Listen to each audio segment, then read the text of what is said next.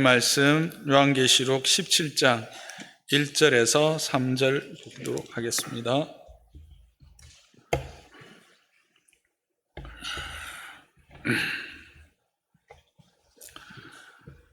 (1절) 제가 읽고 2절 여러분이 읽고 3절 함께 읽겠습니다. 또 일곱 대접을 가진 일곱 천사 중 하나가 와서 내게 말하여 이르되 이리로 오라. 많은 무리에 앉은 큰 음녀가 받을 심판을 내게 보이리라.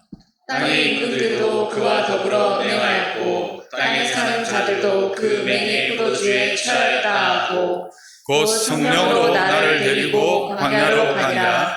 내가 보니 여자가 붉은 빛 짐승을 탔는데 그 짐승의 몸에 하나님을 모독하는 이름들이 가득하고 일곱 머리와 일곱 입이 있으며. 아멘. 우리는 지난주에 이제 17장을 들어가면서 이제 일곱 대접까지 재앙을 마치면서 이제 구체적인 이 바벨론의 심판, 큰 음녀로 이름 붙여진 이 심판이 어떻게 진행되어질 것인가를 더 구체적으로 세밀하게 보게 된다, 그렇게 말했습니다. 그러면서 이 큰 음녀는 무리에 앉아있던 존재였고 또 자줏빛 옷과 붉은 옷을 입고 그리고 보석으로 몸을 치장하며 금잔을 들고 있는 정말 그 물질에 대하여 부족함이 없는 존재로 소개를 받았을 뿐만 아니라 땅의 음녀들과 가정하는 것들의 음이라고 하는 이 세 가지 모습으로 소개를 받았습니다. 그래서 무리에 앉은 존재이면서 3절에 나오는 일곱 머리와 열 뿔, 일곱 머리와 열 뿔을 가진 붉은 빛 짐승을 타고 있는 존재는 우리가 앞에서 바다에서 올라온, 물에서 올라온 짐승을 통해서 이것이 정치적인 세력이며 정치적인 연합 공동체라고 하는 것을 우리는 확인했습니다. 그래서 이것은 성경의 신약적인 그 표현으로는 세상 정사와 권세들, 그 다음에 화려한 옷과 보석으로 몸을 꾸미고 금잔을 들고 있는 존재는 만몬, 또 땅의 음녀들과 가정한 것들의 의미는 이 음녀로 이렇게 함축해서 부를 수 있을 것입니다. 그래서 오늘은 그 첫 번째인 세상 정사, 즉 세상의 통치자와 권세들에 대해서 조금 더 한번 살펴보도록 하겠습니다. 무리에 앉아있는 큰 음녀의 첫 번째 특징인 이 정치적 공동체, 일곱 머리와 열 뿔을 가지고 있는 이 짐승을 타고 있는 존재에 모든 이들이 함께 참여하는 이유가 뭘까? 그것은 우리가 앞에서도 함께 간단하게 다루었던 것처럼 그 공동체가 주는 정치적인 안전, 그리고 물론 그 정치적인 안전을 기반으로 한 이제 경제적인 안전까지도 보안과 지킴에 대한 그런 기대 때문이요, 실질적인 보장 때문에 그런 거죠. 우리의 눈에 보이기는 이 땅에 있는 정치적인 세력들, 어떤 정치적 세력에 내가 포함되어 있는가, 거기에 속해 있는가에 따라서 그들의 안전과 그들의 누림들이 다르다는 거예요. 쉽게 이야기하면 우리가 한반도에서만 보더라도 딱 38선 휴전선을 경계로 위에는 밤이 되면 암흑이지만 여기 남쪽은 밤이 돼도 불이 꺼지지 않는, 그리고 개인의 자유나 누림이 전혀 다르지 않습니까? 그래서 어떤 공동체에 속하느냐가 그의 어떤 삶의 안전과 안정과 누림의 기준이 되니까 그런 것들이 보장되어진다는 거예요. 세상은 그런 자기들의 공동체, 자기들의 정치적 이 세력에 참여할 때 그것들이 보장되어지고 기회가 부여된다라고 말하고 실질적인 그것들을 누리니까 이제 그 길을 추종하고 그 공동체에 속하게 되고 그 공동체에 스스로 복속되는 그런 이제 일들이 일어나게 되는 거죠. 근데 이게 이제 종말에 가면 이 땅이 그와 같은 무리에 앉아 있는 엄력, 모든 민족과 방언들을 다 연합한 어떤 세력들이 나타날 것인데, 그 세력들 안에 다 이렇게 들어가지만 실질적으로는 심판에 이르게 된다라고 하는 것입니다. 그래서 오늘 우리가 살펴보기에는 그러므로 이것이 얼마나 거부하기 힘든 것인가를 우리가 이제 알게 되었는데, 그러면 이 공동체가 실질적인 실체가 어떤 것인가 라고 하는 것들을 조금 더 살펴보고, 성경적으로 우리는 그러면 어떻게 여기에 대응하고 반응해야 될 것인가, 우리는 어떤 자세로 임해야 할 것인가 하는 것을 좀 살펴보도록 하겠습니다. 이 세상의 정세와 권세들이 이와 같은 그들의 주장, 안전과 안정을 제공하고 지켜내며 누리게 할 것이다라고 하는 것들을 실질적으로 행하는 자는 누구입니까? 군주라고 하는 한 지도자입니다. 그래서 어떤 지도자를 만나느냐에 따라서 다르다, 뭐 이런 이야기들을 많이 합니다. 그렇죠? 어떤 정치 체계를 이야기하기도 하지만 실질적으로 지도자를 이야기합니다.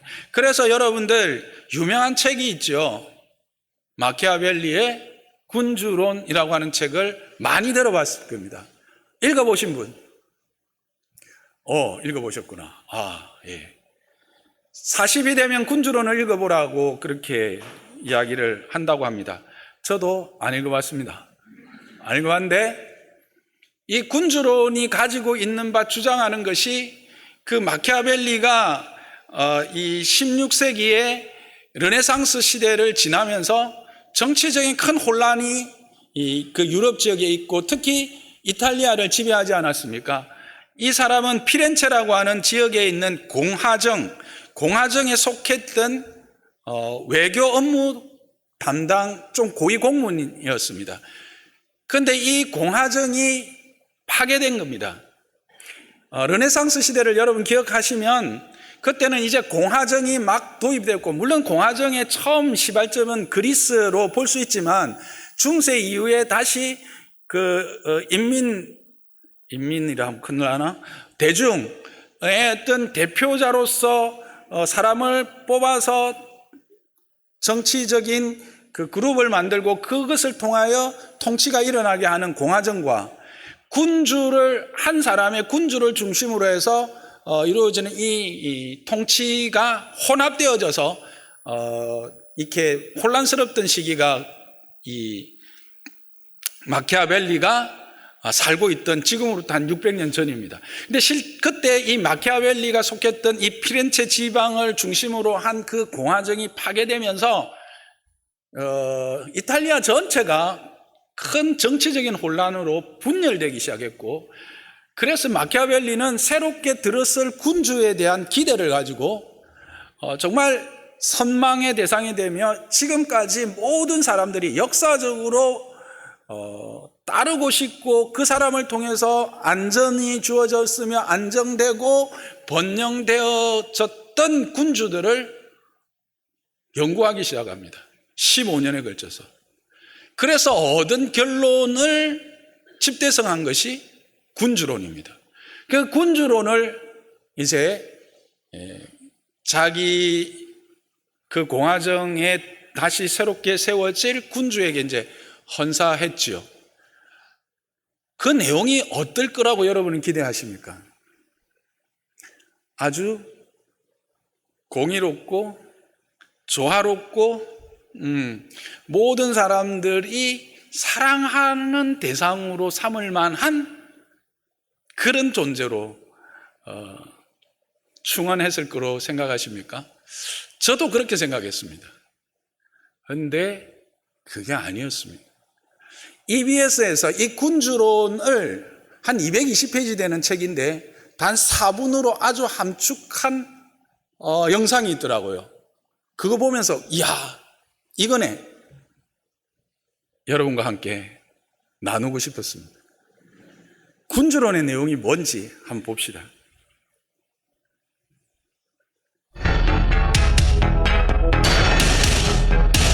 다시 잠깐만. 잠깐만. 처음부터 다시 합시다. 깜짝 놀라서 첫 못 봤죠? 집중하세요. 다시 갑니다. 소리를 조금 더 키워도 돼요.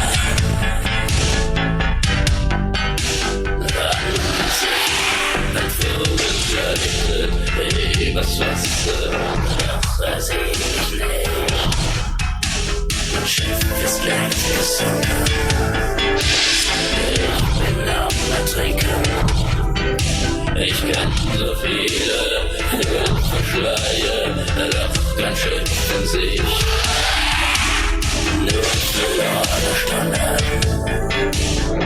nur verlorene Tage, verloren, wenn wir sterben.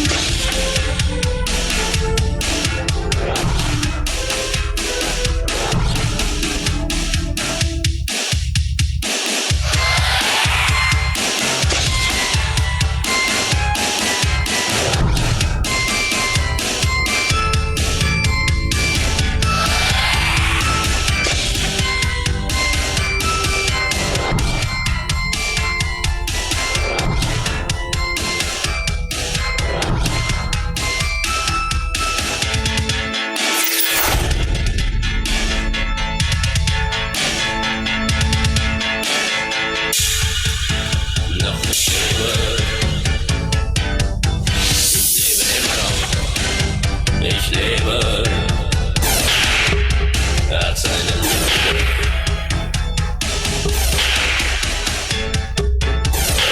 Liebe, eine Illusion.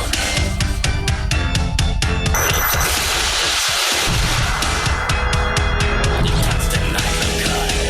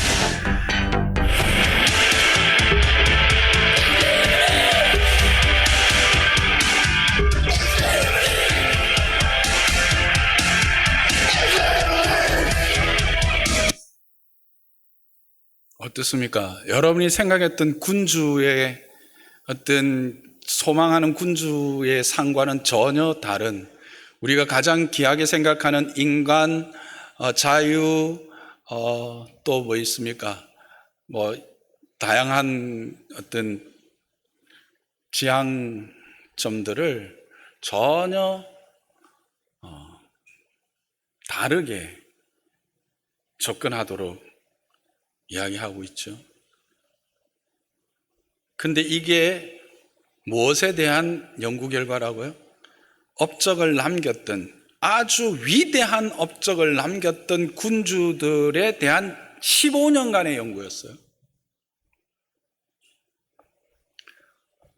요약 정리하면 제일 처음에 딱 나왔던 세 장면 기억합니까?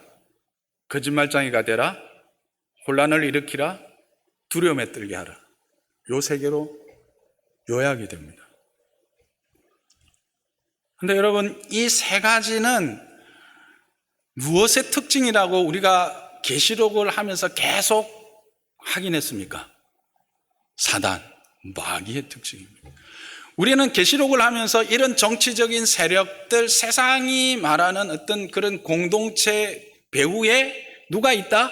사단이 있다라는 것을 그냥 성경이 말하는 것들로만 확인하고 우리가 왔습니다만, 이 군주로는 그것이 사실이다, 즉 성경이 진리를 말하고 있다라는 것을 확인시켜주는 물증입니다.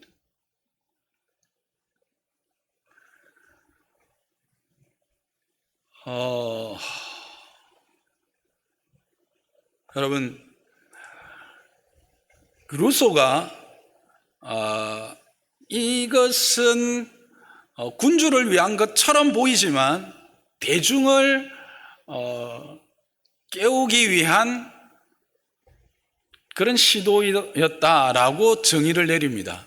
동의하십니까? 저는 동의가 안 됩니다. 이 사람은 철저하게 이것을 군주에게 바쳐서 군주가 정말 그렇게 행하고 자신도 그 권력에 편성하여 함께 그 권력의 맛을 맛보려고 시도했을 뿐입니다. 그런데 이것이 군주에게 읽혀졌을까요? 비하인드이지만 군주는 이것을 받자마자 던져버리고 한 번도 읽지 않았습니다.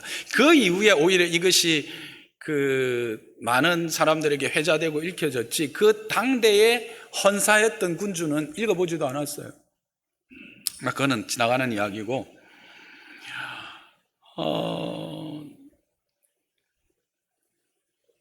우리가 정말 전혀 생각하지 못했던 방법으로 그들은 뭘 우리에게 약속하는 겁니까?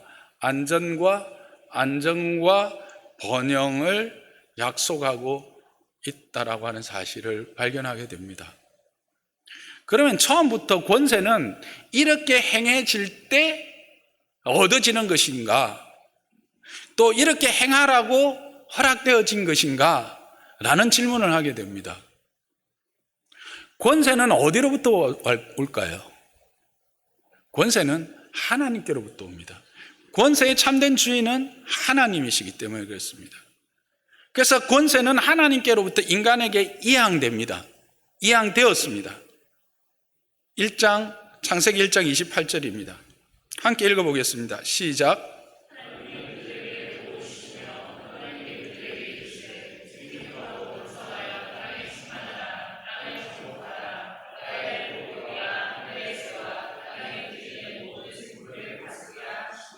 여기서 다스리라고 하는 이 단어가 바로 정사, 권세와 같은, 권세의 같은 의미의 단어입니다. 그러니까 하나님께서 움직이는 모든 생물들을 다스리는 능력을 주셨다라는 거예요. 근데 여기서 여러분, 이 다스림은 어떤 다스림일까요? 하나님의 허락하신 것들을 조화롭게 모두가 다 함께 누릴 수 있도록 하는, 그것을 어떻게 해요? 생육하고 번성하게 하는 다스림입니다. 그것은 바다의 물고기와 하늘의 새와 땅에 움직이는 모든 생물은 조화를 이루고 함께 공존하도록 하는 다스림의 권세를 인간에게 허락한 것이죠.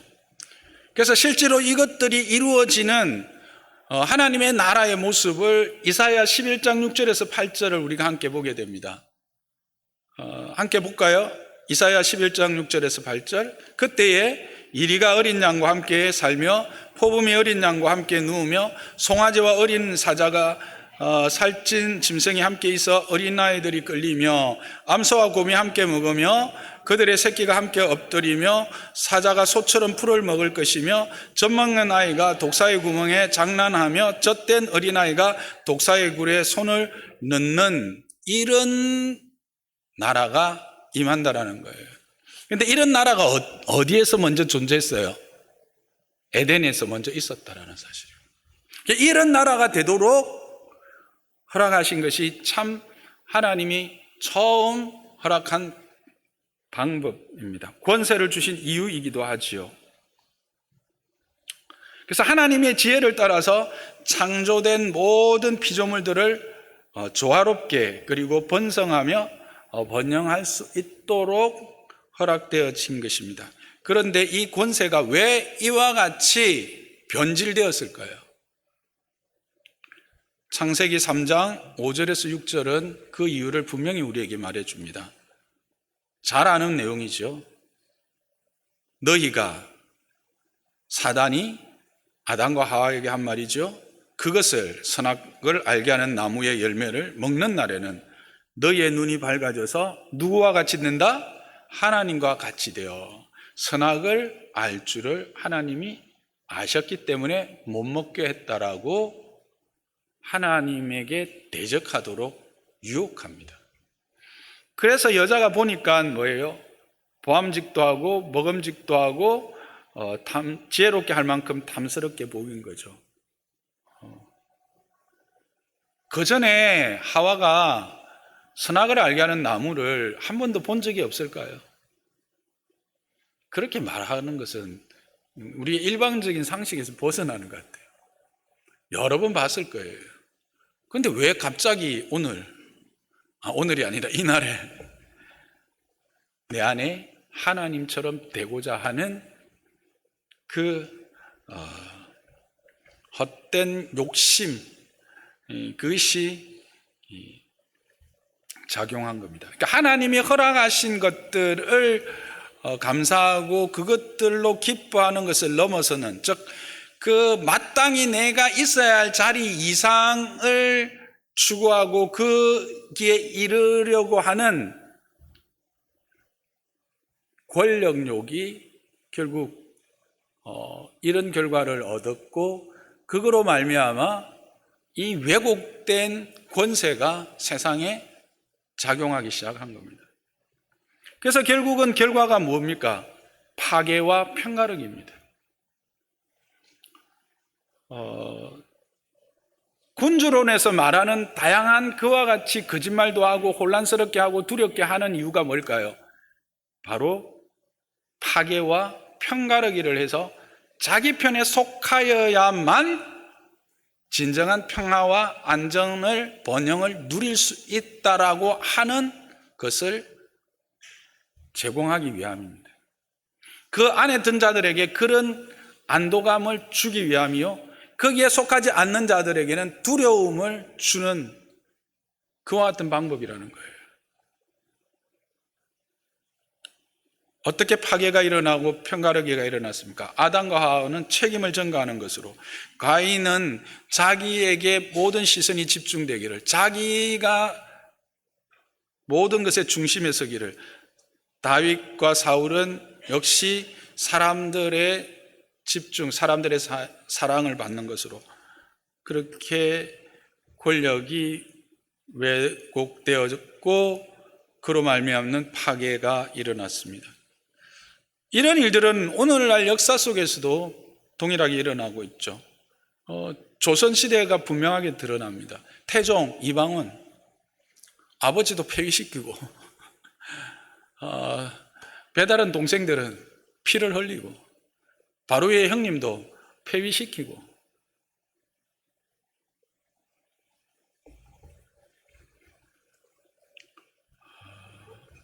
오늘날도 있잖아요. 저 북쪽에 있는 아저씨 김정남 형 독살시키고, 고모부 총살 보내고, 그래서 권력 앞에 양보의 미덕은 없다. 여러분들의 삶에는 없을까요? 이 권력에 대한 욕심과 그로 말미암는 파괴 관계들이. 가정에서 그렇지 않아요, 여러분? 책임 전가하고 결혼하자마자 내가 주도권을 잡아야 된다. 또 누가 그러죠? 주도권을 잡아야 된다라고. 그래야 평생이 편하다. 그러면서 뭐 설거지하는 거, 뭐 하는 거 이런 거 막 이게 뭐 하는 건 줄 아세요? 세상이 우리를 잘못 가르치는 거예요. 유혹하는 거예요. 편가르는 거예요. 하나님은 우리를 부족한 사람들끼리 만나서 그 부족함을 서로 보완하면서 조화를 이루어서 함께 누리도록 부르셨다는 사실이에요. 완벽한 남편, 완벽한 아내 기대하셨습니까? 죄송하지만 없습니다. 먼저 여러분이 완벽한지를 한번 보세요. 완벽하세요? 저요? 전혀요. 그러니까 우리는 하나님이 우리를 각자 부르심의 그 이유들을 분명히 알아야 되는데 그걸 몰라요. 우리를 이 아내로, 엄마로, 아버지로, 남편으로의 어떤 자리의 역할이 능력이고 권세라고 저는 생각합니다. 그것을 감당하게 한 이유는 우리로 하여금 하나님의 이 통치, 하나님이 허락하신 것으로 인하여 감사하고 기뻐하고 즐거워하고 조화로우면서 공동체가 함께 번영을 구가하고 누리게 하기 위함인 것을 분명히 우리는 알아야 합니다. 그러나 하나님을 떠나면 어떻게 된다? 이렇게 파괴적이 되고 이렇게 심판에 이르는 길목이 될 수밖에 없다는 사실입니다. 여기서 좀 현실적인 문제로 좀 가보겠습니다. 우리 한국도 정치적으로 편이 갈려져 있습니다. 왜 그럴까요? 동일합니다. 한국의 정치 세력은 딱 두 가지 세력으로 볼 수 있습니다. 하나는 산업화 세력입니다. 어느 당인 줄 아시겠죠? 하나는 민주화 세력입니다. 나름대로 산업화 세력은 이제 산업을 통해서 경제적인 어떤 이익을 주는 것으로 자신들의 전체적인 큰 아젠다를 삼고 지금까지 왔습니다. 이 민주화 그룹도, 민주화 세력도 그와 같이 자기들에게 속할 때 정치적 자유와 어떤 인권의 신장을 얻을 것처럼 아젠다로 삼고 왔습니다. 우리는 어떤 불안함이 있습니까? 여기에 어떤 안정감을 누립니까? 여기에 속하면, 산업화에 속하면 뭔가 경제적인 안정을 얻을 수 있을 것이다라고 하는 것. 그리고 여기를 떠난 다른 어떤 공동체가 집권하면 내가 이것을 잃어버릴 것이라고 하는 불안감. 이 공동체에 속하면 자유와 정치적인 어떤 자유함과 어떤 인간다움을 누리게 될 것이다라고 하는 기대와 이것을 떠나면 이 모든 것을 잃어버릴 것 같다라고 하는 불안함이 여러분에게 없다고 말하지 마세요. 그 안에 내재되어 있을 겁니다. 근데 이게 맞는 말인가 하는 겁니다. 저는. 여러분, 오늘 우리가 살펴본 것처럼 모든 인간의 삶에 참된 안전과 번영과 누림은 누구로부터 옵니까? 하나님께로부터 옵니다. 세상은 이것을 자주 망각하게 해버립니다. 그래서 이게 자주 망각되어지고 이 안에 속하지 않으면 두려워할 것 같으니까 결국은 어디로 가는 겁니까? 태극기 들고 나갈 수밖에 없고 피켓 들고 나갈 수밖에 없는 거예요.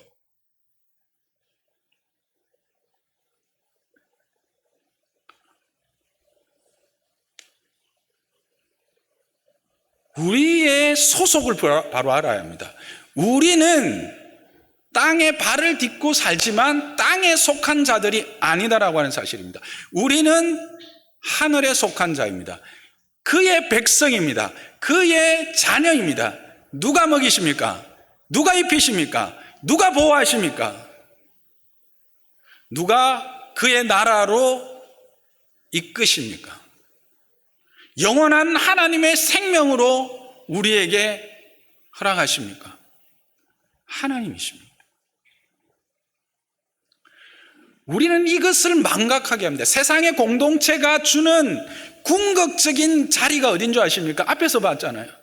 이 물 위에 앉아 음녀, 7머리와 10뿔을 가진 그 짐승은 거기에 속해야만 이와 같은 것을 얻을 수 있는 것처럼 우리로 하여금 끊임없이 선동하고 우리에게 주입하는 거예요.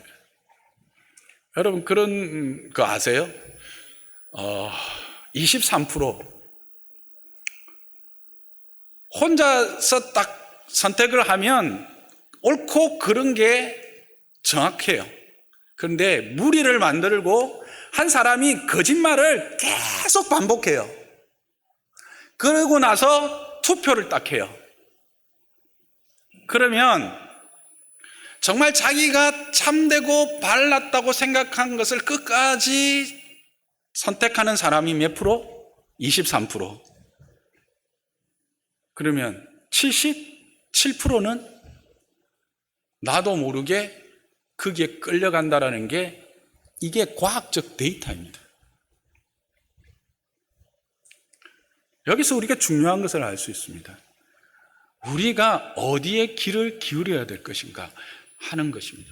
우리가 어디에 속해 있는가, 우리의 정체성이 그래서 중요한 거예요. 그렇다고 그러면 우리는 세상의 정치에 대하여 전혀 그러면 방관자가 되어야 되냐? 아닙니다. 그렇지 않습니다.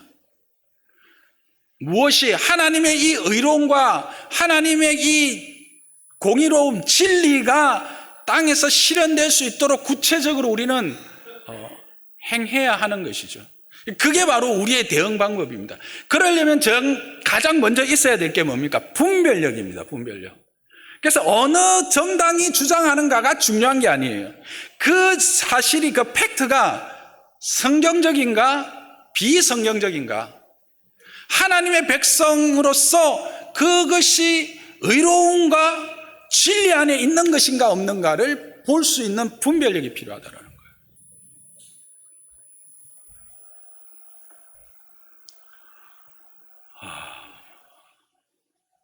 그래서 에베소서 6장 12절은 이렇게 말하죠.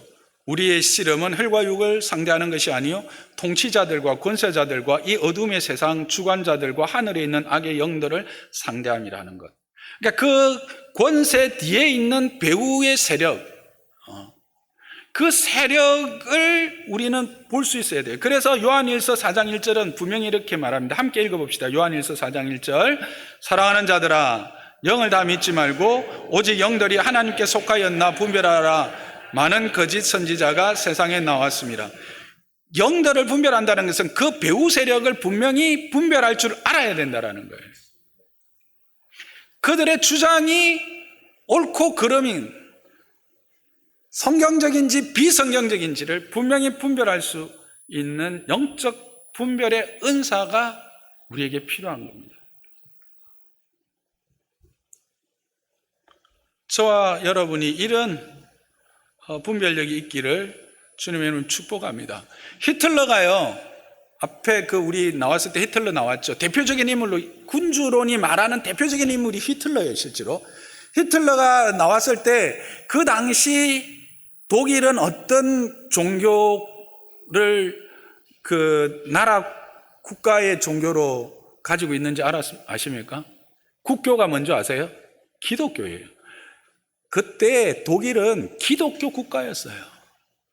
그래서 그의 공약 안에는 교회에 대한 아주 화려한 청사진이 들어가 있었고요. 하나님의 공의에 대한 이런 아주 미사오들이 넘쳐났어요.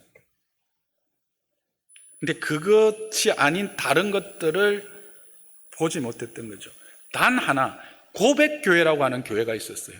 그 교회만은 히틀러가 하나님의 보냄바 참된 통치자가 아닌 것을 분명히 알고, 오히려 악한 영에 지배받는 통치자요, 그렇게 해서 모든 이들을 고통스럽게 할 것이라는 걸 알면서 끝까지 반대합니다.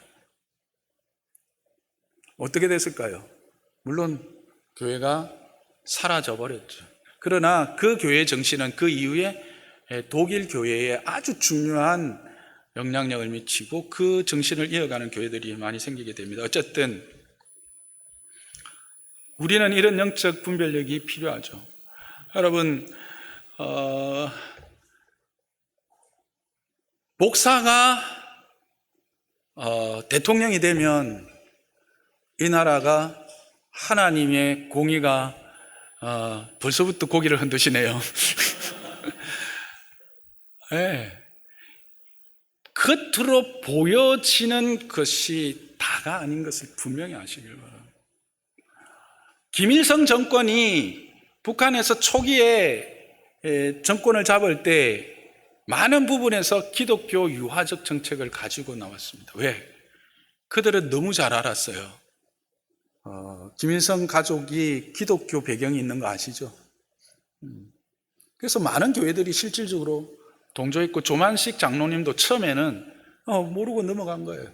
뒤에는 물론 알았죠. 그러자 반대하니까 이제 배제된 거죠. 영적 분별력을 우리는 늘 생각해야 돼요. 여러분이 그런 영적 분별력이 있기를 주님의 이름 축복합니다. 그 다음에 구체적으로 우리는 이 권세에 대해 대적해야 합니다.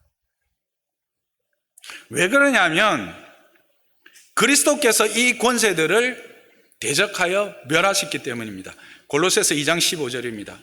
함께 봅시다. 통치자들과 권세들을 무력화하여 드러내어 구경거리로 삼으시고 십자가로 그들을 이기셨느니라. 누가요? 예수님이. 그러니까 우리도 이 세상의 통치자들과 권세들을 무력화하고 그들의 악함을 드러내어서 세상의 웃음거리로 만들어야 되는 자들입니다. 어떻게? 십자가로 이기셨다는 거예요. 칼과 창으로, 태극기와 피켓으로? No. 십자가로. 자기 희생과 그리스도의 섬김으로. 구체적으로 어떻게 하는 것인가? 에베소서 6장 13절 이하에 그 대답을 하고 있습니다. 6장 12절에 우리가 악한 영들에 대한 전투라고 말하면서, 그러면 이 전투에 어떻게 임할까를 6장 13절부터 18절까지 말하죠. 아주 유명한 구절입니다. 뭡니까? 전신갑주를 입으라는 겁니다. 이 전신갑주는 크게 5가지 영역으로 나누어져 있죠. 첫째는 호신용입니다. 뭡니까? 진리의 허리띠, 의의 호심경. 의의 호심경은 요즘으로 말하면 방탄조끼예요. 이렇게 가슴을 보호하는 거니까. 복음에 준비한 신, 군화, 구원의 투구, 요 헬멧, 다 나를 보호하는 거죠. 그러니까 우리가 이들과 이런 어떤 십자가로 그들과 대적하기 위해서도 필요한 게 뭐냐면 의와 진리와 복음과 구원에 대한 확신이라는 거예요. 이게 없으면 대적할 수 없어요. 이 말은 뭘까요? 우리의 삶이에요. 우리의 삶이 세상 가운데서 뭘 보여줘야 돼요? 의로움을 드러내야 돼요. 우리의 삶이 진실돼야 돼요. 진리해야 된다는 겁니다. 우리의 삶이 그들에게 기쁜 소식이 되어야 돼요. 그들에게 구원에 대한 빛이 되어야 돼요. 우리를 보고 구원에 대하여 꿈꿀 수 있어야 된다는 거예요. 우리를 보고 절망하면 절망이죠, 말 그대로. 두 번째는 나를 보호할 뿐만 아니라 방어하는 것이 있어야 돼요. 믿음의 방패라고 말해요. 믿음은 어떤 믿음일까요? 하나님이 나의 주인이 되셔서 내 모든 삶의 주관자이시며 공급이며 인도하심이며 보호하심이다라고 하는 분명한 믿음입니다. 이것은 우리가 앞에서 물에서 올라왔던 짐승을 대적할 때, 즉 우리가 어떤 고난이라고 하는 구체적인 그 짐승의 도전 앞에서 우리를 순교의 자리까지 몰고 가는 그와 같은 환경 가운데서 우리는 어떻게 해야 될까? 믿음과 인내라고 했죠. 우리를 꾀를 내거나 그 자리를 피하는 것은 지혜로운 것이 아니라 오히려 하나님의 보호하심과 인도하심, 그리고 참된 구원을 확신하면서 믿음으로 이겨내는 것, 그걸 이야기했죠. 근데 지금은 뭐예요? 우리의 현실, 지금 저와 여러분이 있는 현실은 이런 것들은 실제로 보여지지 않잖아요. 그 뒤에 있는 세력들에 의해서 조종되고 유혹될 뿐이잖아요. 물론 이런 것들이 현실적으로 직면하고 있는 분들도 있습니다. 어디입니까? 북한, 이슬람 통치하에 있는 그런 나라들에서는 실질적으로 그런 믿음으로 분명히 보여줘서 하나님의 역사가 나타날 수도 있죠. 나타나죠. 그러나 우리는 어떻게, 여기에서는 어떤 믿음? 하나님의 보호하심을 동일하게 확인하는 그런 믿음이 우리에게도 필요하다. 그것이 뭐냐면 어떠한 공격도 막아내게 하기 때문에 두려움 없이 이와 같은 삶으로 진리를 드러내고 의를 드러내고 기쁜 소식이 되게 하는 거예요. 여러분, 이런 확신이 없이 세상에서 진리로 의로움으로 드러날 수 있을까요? 나를 드러낼 수 있을까요? 없습니다. 다음으로 필요한 것은 공격용 무기입니다. 말씀의 검, 말씀, 즉 성령의 검입니다. 말씀이 우리를 하여금 그들을 부끄럽게 합니다. 웃음거리로 만듭니다. 여러분, 매일 말씀을 묵상하십시오. 말씀과 함께 가십시오. 암송하십시오 하는 이유가 뭘까요? 구체적인 이런 유혹들, 또 분별력을 내가 가져야 될 때, 분별력을 행사해야 될 때, 그들의 그 부끄러움과 악함을 드러내야 될 때 뭘로 드러낼 거냐는 거예요. 말씀밖에 없다는 거예요. 말씀밖에. 성경 잘 읽고 계시죠? 다락방에서 하는 거 끄떡끄떡 해주세요.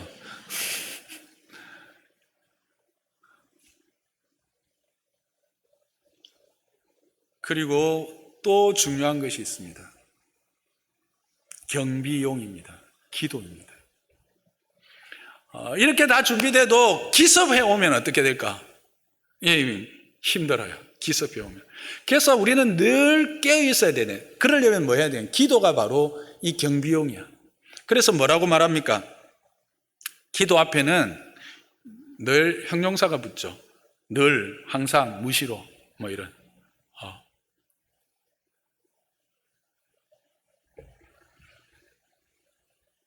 이 기도는 단지 나를 위한 경비용뿐만 아니라 공동체를 위한 경비용도 됩니다. 그래서 기도를 이야기할 때 너를 위한 것뿐만 아니라 함께한 권속들을 위하여 간구할 것과 또 바울은 늘 바울 자신을 위해서 기도해 줄 거를 이렇게 구하고 있잖아요. 여러분, 기도하실 때 저 기도하고 계시죠? 아주 이기적이죠, 목사들은.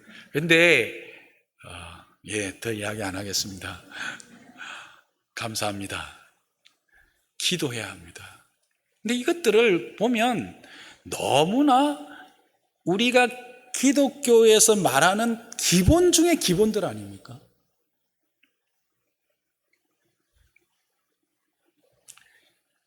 우리의 신앙함을 위하여 갖추어야 될 가장 기본적인